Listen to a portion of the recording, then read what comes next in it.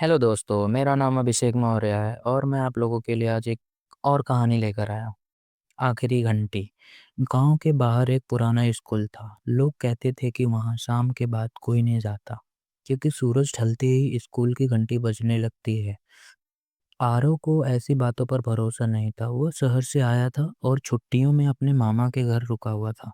एक शाम उसने हंसते हुए कहा, भूत प्रेत सिर्फ कहानियों में होते हैं। मामा ने गंभीर होकर कहा, आ तो आज स्कूल मत जाना, आज अमावस की रात है। आरव मुस्कुराया और टॉर्च उठाकर निकल पड़ा। स्कूल की इमारत टूटी फूटी थी, खिड़कियां बिना शीशों की, दरवाजे आधे झुके हुए।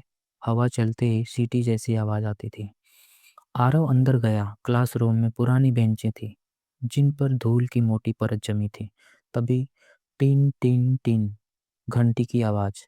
आरव चौंक गया। यह तो बिजली भी नहीं है, उसने बुदबुदाया। घंटी बंद हो गई। फिर एक और आवाज आई, किसी के धीरे धीरे चलने की। कोई है? आरव ने पूछा। कोई जवाब नहीं। आगे बढ़कर स्टाफ रूम के पास पहुंचा तो दरवाजा अपने आप चरमराता हुआ खुल गया। अंदर दीवार पर एक पुराना ब्लैक बोर्ड था। उस पर चौक से लिखा था, आज भी देर हो गई।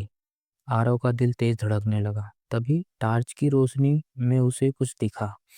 फर्श पर छोटे छोटे गीले पैरों के निशान, जैसे कोई बच्चा नंगे पांव चला हो। निशान उसे आखिरी क्लास तक ले गया। क्लास के अंदर एक पुरानी लकड़ी की कुर्सी थी। उस पर एक स्कूल यूनिफॉर्म पहने बच्चा बैठा था, पीठ उसकी तरफ।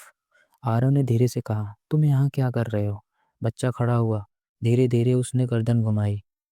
उसका चेहरा धुंधला था, जैसे पानी में देखा गया अक्स। घंटी बज चुकी है, बच्चे ने धीमी आवाज में कहा। अब कोई घर नहीं जाता।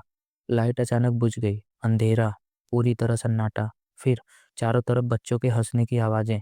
आरव भागने लगा, लेकिन रास्ता बदल गया था।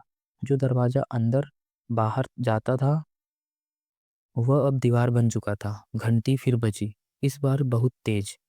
तुम यहीं रहोगे। कई दरवाजे एक साथ खुली। आरव ने आंखें बंद कर ली और जोर से चिल्लाया। अचानक सुबह की रोशनी। आरव जमीन पर पड़ा था। मामा और गांव वाले उसके आसपास खड़े थे। वह जिंदा है, कोई बोला। आरव ने कांपते हुए स्कूल की तरफ देखा। इमारत शांत थी, कोई घंटी नहीं। घर लौटते समय मामा ने धीरे से कहा, सालों पहले आग लगने से स्कूल में कुछ बच्चे फंस गए थे। घंटी बजती रही लेकिन कोई नहीं आया। आरव कुछ नहीं बोला। उस रात जब वो सोने लगा, उसने अपने कान के पास एक फुसफुसाहट सुनी, कल फिर क्लास है।